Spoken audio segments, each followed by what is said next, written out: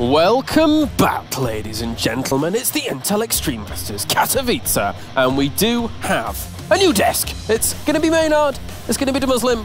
Guys, what a weird group so far. I mean, we were talking about no upsets in this tournament, right? Yeah, well, I'll tell you what, they've happened. There you go. The upsets have well and truly happened. No, I can't believe we're in a world where Maru is actually unlikely to get out of Group B. In a round of 24, yes. Like that kind of group. A group where the top three qualify out of 6 too. Yeah, this is definitely a new world, 2019. One of the saddest parts about this, by the way, like the bracket stages, we had one Terran going through out of the 12 players. Like, here I'm going to get to it. And I was, this whole time, I was like, it doesn't matter. Because Maru's playing in the next stage, you got like TY, you got Innovation, you got some of the real Terran boys playing, but Maru's one of the guys that when all other lights go out, he is the one in the darkness, you know. He's the one with the candle on his own. And I mean, frick, man, he just didn't show up. But he's lost both his TVP series, and he also lost against Leenock. Yeah. But he hasn't looked like the one Maru that we all know and love, where he's whipping out everything. He seemingly makes the right choice every time. He hasn't been losing because of bad fundamentals. Yeah. He's been losing because he's been making bad decisions. He has been making a lot of mistakes, to be fair. Like, obviously, you know, chat and everyone's going to be imber, but there were tons of mistakes in the games. What are they going to be like? Pardon? What were they going to do? Imber. Oh, okay. Yeah. It's the Imber dance. Ben, keep going. You're finally unhinged. You're finally there. This is what we wanted the whole time. I mean, at this point, right? I'm kind of like I'm waiting for innovation Dark, tomorrow. by the way. Keep going. Yeah, I'm kind of waiting for innovation tomorrow and like TY and stuff, because so far Maru didn't show up. Like, this is becoming kind of a theme now, where we hope that it's going to be him versus Cyril at some point. He just kind of falters very early on. Let's be honest, that's never going to happen at this point. but to not discredit his opponents that he's been beating, Neeb displayed a really strong series there. Like, he's got a 2-base all-in Maru coming at him, and he's getting up to 70 probes, still more like warping in units, still making probes and stuff. Like, really phenomenal play. Let's get on subject for a moment here. Dark is a guy that we have not seen throughout this tournament yet on the main stage. However, he's been slaughtering it. 3-0 right now, 6-1 in maps, quietly just destroying everybody in the group.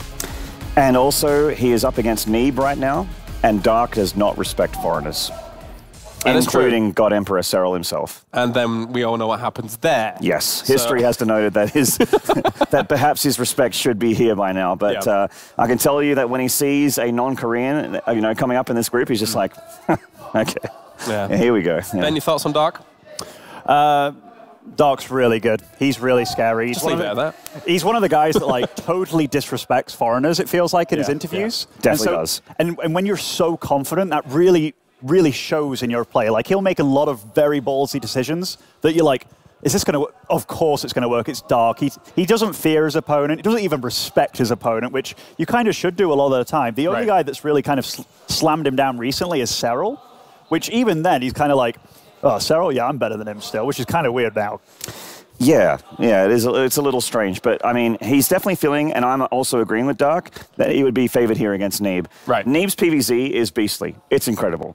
And I'm looking forward to it, but I do think that Dark is a new beast. This is something that's going to be an incredible mount for Neeb, even more so than Maru. Well, let's focus on Neeb here, because after that victory especially, he does have the opportunity to get out of this group. We were mulling over the ideas before. A Neeb-Leenock match later on down the line could be a potential decider, which would be the last match they play. But overall, if he was able to beat Dark, that would heavily impact his campaign here in this round. This group has been so flipped on its head. Like, we really thought this was going to be a fight for the 3rd spot, right? With Maru probably claiming the 1st, Dark the 2nd. Yeah. Now there's 2 spots available with Dark. Neeb, he took a loss to Trap, but after beating Maru, taking out the top dog, he's got to be feeling confident here. Though he did say his ZVP, or rather his PvZ, is a little shaky, and he wasn't super confident against Lambo. And also, when you're against the disrespectful beast in Dark, you don't know what he's going to throw you. That's his new nickname, the Disrespectful Beast. It's like something out of Bloodborne. Bloodborne jokes, I like that, yeah. I'm the only one here that probably lacks them, but... Yeah, that's fine. Guys, what other games do you actually have going on whilst we're doing this one? Right now, I'm actually inside game number 2 between Trap and Leenock. Yep. you know, Lenok's actually doing a little bit of damage right now. I don't know if we want to jump into the... No, we're going to go, okay. But, I mean, if you want to catch this game, guys, please don't miss it. It's going to be on Twitch TV/ESL, hosted by the wonderful Zombie Grub. Okay, great. And Ben, what do you have? I'm currently watching Maru against Lambo, and this is the old school Maru here. He's showing up in this game. Oh, nice. I like that. All right, well, thank you very much, gentlemen. Time to head over to our commentary team to bring you all of the action as Neeb goes up against Dark. All right, we are going to be hopping into that series in just a moment. It is, of course, Neeb versus Dark. I am Pig. Joining me is Todd. How you feeling about this match, man? Hopeful for Neeb because it's a very important one. Dark is doing really well in the group currently with 3-0, whereas we have 3 players with a 2-1 score. That's Trap, Lenok, and Neeb. So very important for Neeb to try and lock this one down if he wants to have a very good chance to advance. His last match will be against Lenok as well. So hopefully he's feeling for some evening PVZ here and ready to compete. I think it's the hardest match, right? I think if Neeb can take out Dark, it pretty much solidifies his chances of going through. Definitely, of course, the final match against Lenok going to be the big one for Neeb, but Dark's just steamrolled so far. He has been, especially the ZVZs, he's been winning so quickly. Like, it's just been gross. There's one map, I believe it was then to Lenok in the Zerg versus Zerg, but he's on fire so far. We're gonna see if he can deliver here. The South Korean Protoss, the Foreigner Slayer in the top left-hand side. In the blue, it's Dark.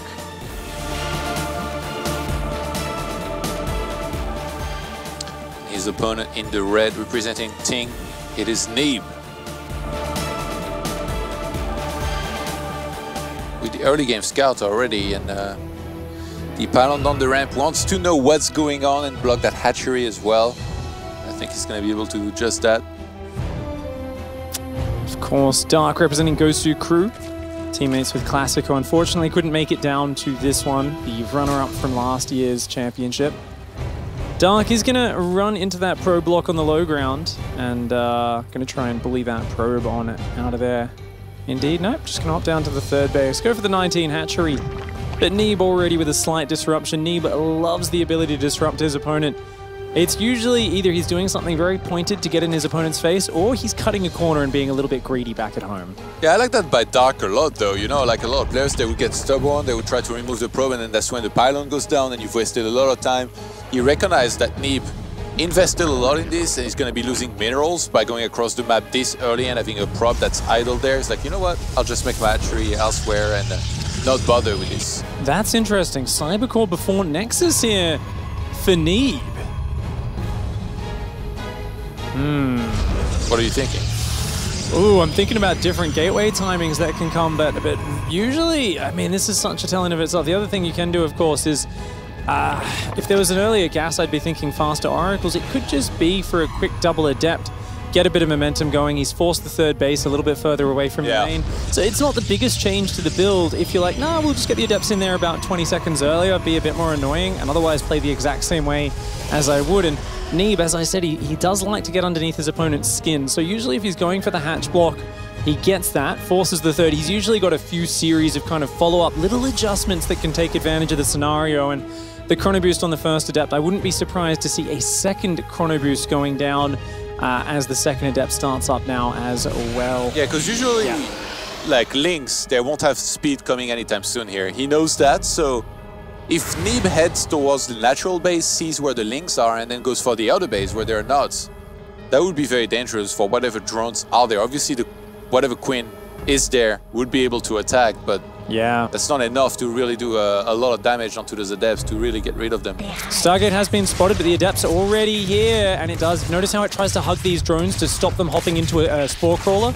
But Dark microing very well saves them all. Nonetheless, that is still wasted mining time. Of course, only get 75% of the minerals back when cancelling those structures. The second adept is here, and this is just fantastic. But a couple Zerglings on the backside are going to start to do some damage to the probes, and most importantly, pull Neeb's APM away from his adepts. And every second that goes by, Link Speed is getting closer and closer to done. Part of why these adepts are so effective is Zergs have been going for a slower gas, slower Link Speed. The adepts dive into the main base, and 3 drones falling. Ooh, a fourth one. Can he get one more? He can. and this micro is just perfect from Neeb. Does end up losing both Adepts, but not before they take down 6 drones, plus wasted mining time and a bunch of other money. 32 probes, 22, and Oracle following it up. Yeah, already doing really well with those Adepts, really maximizing the damage, and at home not taking any. That was a little bit of a blunder for sure by Dark to let those links die to just the probes kind of chasing around like that, because probes, they do a good amount of damage. If he had just started running away a bit earlier, that would have been more annoying for Neeb. But yeah, now the threat of the Oracle,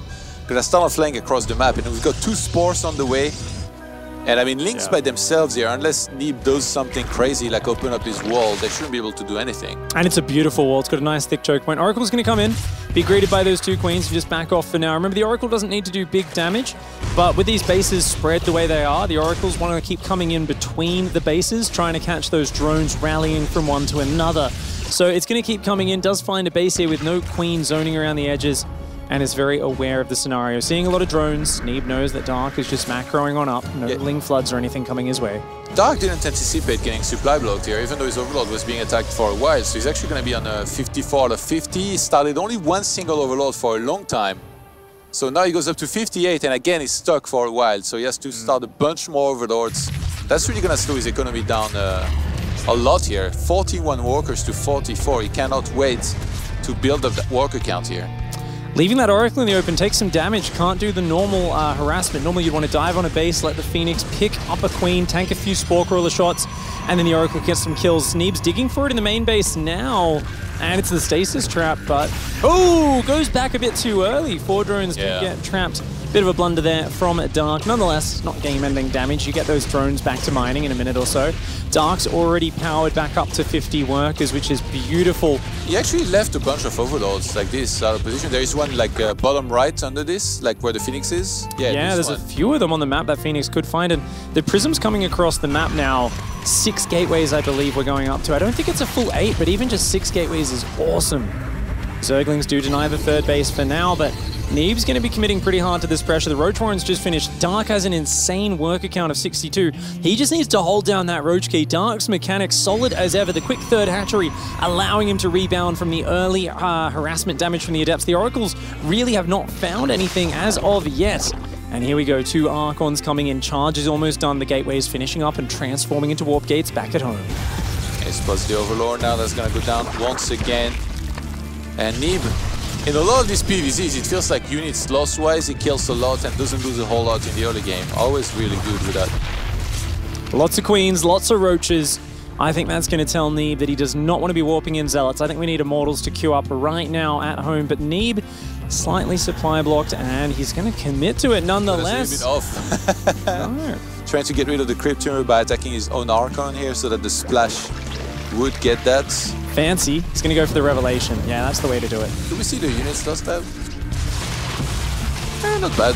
Yeah, pretty good. Obviously, Neeb is committed to these pressures. He's cut little bits of economy and things, so it's not for free. Zealot's moving across the north side of the map, so he's kind of given off the illusion of safety, but Dark has played relatively safe. He's got a lot of Roaches out. Roaches and Hydras are spilling out. Will they be ready? Will it be enough? More Zealots and Archons coming in. Neeb committing hard to this. He's still only down at 48 probes. Zealots going to hit the natural expansion. Queens wedging themselves in there. The drones on hold position, blocking that. The Zealots and the Archons doing big damage on this base as well. Nice hot pickups on those Archons. And we are going to see a couple of drones going down up in that natural, but the Queen's holding strong. The Hydra's dishing out their damage. And that Prism goes down with the Archon inside of it. The warp-in gets stopped short, and that's a good hold by Dark. That was insane. Even though he lost 13 drones, so many Zergs would have lost a lot more than that. Neeb tried to use the fact that by attacking in 2 places at once, it makes it so much harder for a Zerg to kite, because you can't be kiting in 2 places at once. It would be so much easier, obviously, if Neeb attacked in 1 place.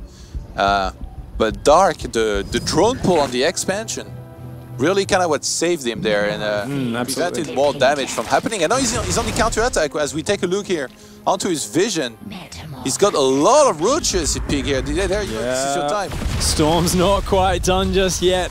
That's a lot of roaches. Sets off a stasis trap with a single roach split to the front. Beautiful control there. Activates the Immortal Shield. The Zealots are forced into the front lines. You can see the Storm isn't ready. Dark knows that he can force the fight here.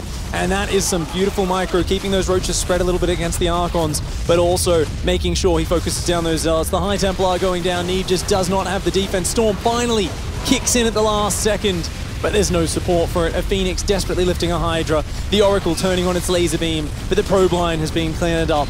Dark defending the waves of aggression here out of Neeb. And a perfect counter-attack. The soup does not lie here. Neeb didn't quite get Storm on time, and this was a perfect timing by Dark. If you had waited 15, 20 seconds later, that would have been too late. And in this case, he gets a clean map #1 victory here. Great defense and great counter-attack. Yeah, nice damage with the early adepts, but remember, it was Cybercore before Nexus, and the Oracle and the Phoenix really not disrupting Dark. I feel like after those 2 adepts went down, Dark just held down the drone key. He built like 40 workers non-stop, got the roaches out just in time for that Archon drop, and from there it was, you know, 3 bases of workers. Just start making roaches, start making hydras. I don't even know if Dark realized how hard Neeb was committing, but his macro was so good he didn't need to. He built the roaches and the hydras, he consolidated the defense, and most importantly, with that attack, the Charge-Lots and the Archons, they want to get on the army and take them out quickly, right? Before the reinforcements come. You could see how Dark realized that. He pulled units in behind his natural hatchery and behind his third, and just buying a few extra seconds, letting the workers buffer, did allow him to hang on in that game. So very, very good play by Dark, and I feel like his games do end up like this sometimes, where he's just this kind of impenetrable rock. Definitely looked that way when he was playing against Trap before. Yeah, losing one of the Archons was definitely big also for Neeb. Our observer pointed that out very nicely. Can't be letting that happen. I mean, I kind of like the start for Neeb, to be honest, with the Adepts, but like the Oracle did nothing.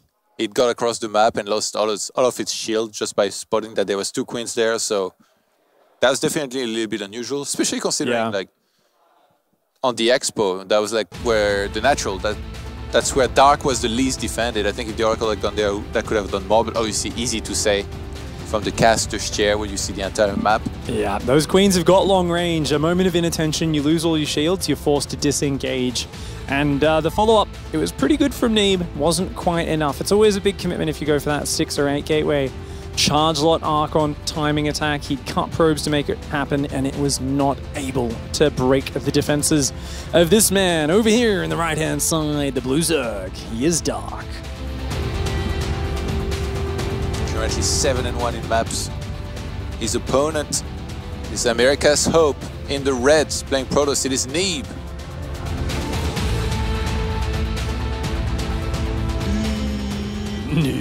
I haven't heard that one in a while. Sports cheer of all time. Neeb and Snoots. Neeb. Why are they booing? Yes. For those of you who don't know, the first time Neeb made it into a finals, I believe, at Austin 2016 against Nurture. I'm trying to remember the first one. It was a long time ago.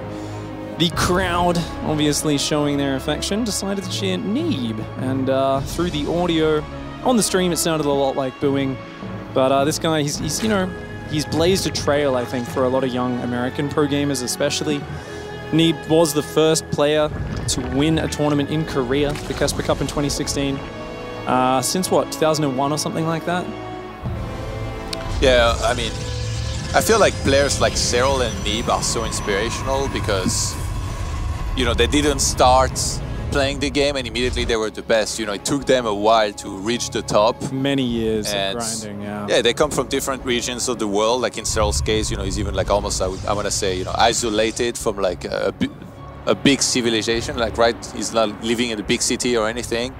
And guess what? He was the best player in the world last year, might still be. Can't wait to see him tomorrow. Of course, the group stages will be continuing then.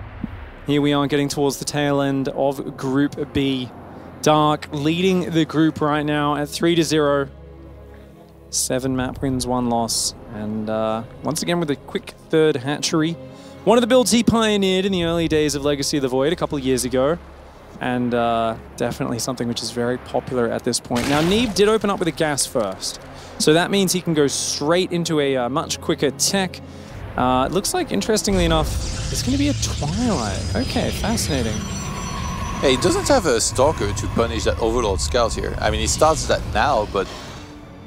Yeah, he's going for the Adept just to kind of confirm there's no Ling Flood coming or anything like that. And Dark, like, absolutely shameless. Just flies in there. He's like, I can see everything. like borderline dancing his overlords.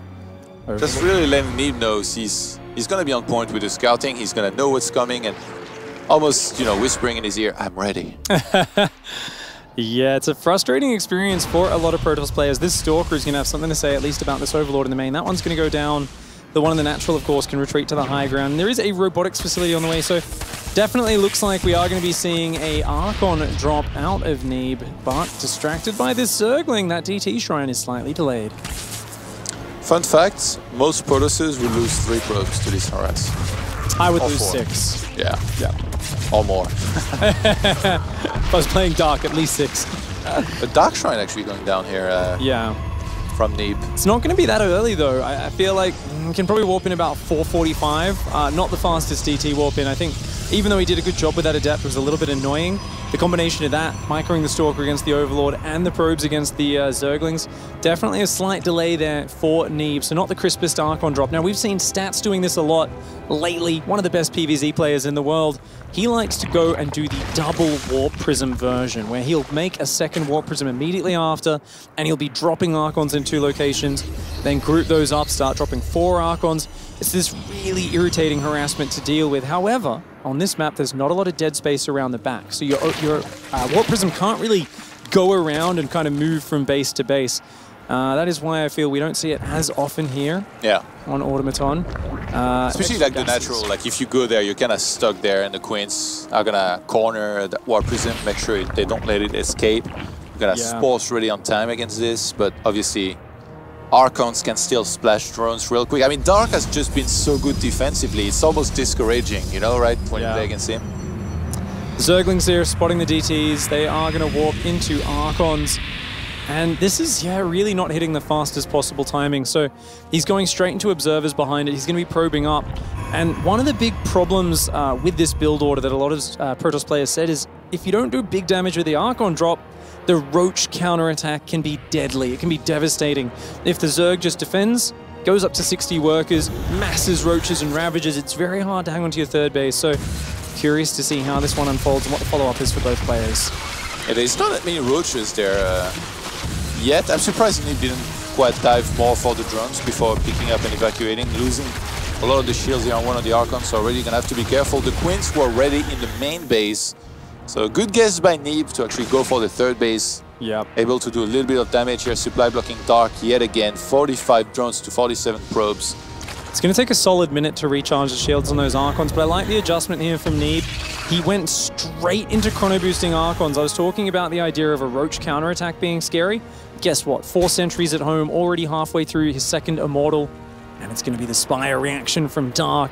Of course, Mutalisks can shut down the Archons on the map, and if you don't have a Stargate, there's no way to get Reactive Phoenix out quickly. So I think it's very crucial that Neeb sends a couple of hallucinations across the map in the near future. He's actually warping in 2 more sentries. That makes me think timing attack, Todd. No more probes in production. Has he made charge? And I think it's almost like good, right, what he's going for against Spire, because he'll already have Archons, he'll have Guardian Shield, which is huge against Mutalisks, and then all you have to do is warp in enough Stalkers to really deal with those Mutas. So obviously, the dream scenario is that he gears up for the attack on time, whereas for Dark, he's gonna get a bunch of Mutalisks out, and then the question is, does he try to go for that Prism and snipe it before it can be pulled back or even recalled? Or does he try to fly into that middle line of Neeb, perhaps in the main base, to start killing probes and apply a lot of pressure and maybe force something like a base trade? Huge tell there. You see 8 sentries like that as Dark, and you immediately recognize the threat of a frontal assault. But you know what? He sees it's at home, and he says, guess what? I can get Mutas out and across the map before you get to me. Yes, these Archons are being irritating, but Dark already queuing up 9 Mutalisks. That's very frightening. Neeb still has no idea. He has not sent a hallucination over. I don't believe, did his observer see the Spire? No. Didn't go far enough. Yeah, because he wants to go for a timing, he's saving all that energy, all these sentries. He's going to be too late, though. Yeah, he didn't see like the amount of units that there was. Sometimes, you know, it can be a big tail. You see a lot of links and not that many Roaches, which don't cost that much in gas anyway, and then you'll know that, you know, something's up and it might be Mutalisks. But now, we've seen that before. Not having cannons and shield batteries in those middle lines when Mutas are already out, it's almost like an insta dead sentence. I feel like we saw this in the open bracket a few times as well. Muta's coming across, the attacks moving across the map, but it's a little bit too late. Muta's even going to pick a fight with this Archon, pulling back the weakened Mutalist. Beautiful micro there from Dark, and Archon sniped off for free, and the attack is underway. Neeb realizing he can't defend at home. He's trying to start cannons, but they are not there just yet. He knows he's entering a base trade, and his probes are already pulling across the map. I see those force fields, traps 2 roaches. Dark has to be very... He's just got to be conservative. Look at the vials. Pull back. Can't get trapped. You can't get your roaches get trapped. You've got to pull back Dark. If Dark can get back up his main base, as long as he keeps one base alive, his Mutas will be able to clear out all of Neeb's economy back at home. A few Stalkers and a cannon going to try to put up a fight in the main, but that's not enough anti-air. Yeah, force fields landing yet again. Can he replace them after Cozy by lands? Not quite. There's still... Good traps, but he's not getting the Ravages. That's the problem. The Ravages dropping their vials from the back are doing huge damage. And if Neeb can't break him here, he's taking devastating damage to his own economy back at home. He's targeting the Prism. Oh, there's nothing left that shoots up. The Mutalist going to come in to clean up. And that was a beautiful series of games here from Dark. A clean, crisp, easy 2-0. He's 4-0 series in the group. He hasn't looked like he's broken a sweat. He has made this group look simple. And he's only got the easiest match left as well. Maru as his last match. Well, if Maru doesn't step it up, I mean, he's got a big fight on his hands. Dark is... He's on fire right now. He made that look so straightforward, so simple. He scouted what Neeb was doing. He blocked him at every turn and takes the very clean win with a Mutalisk run by.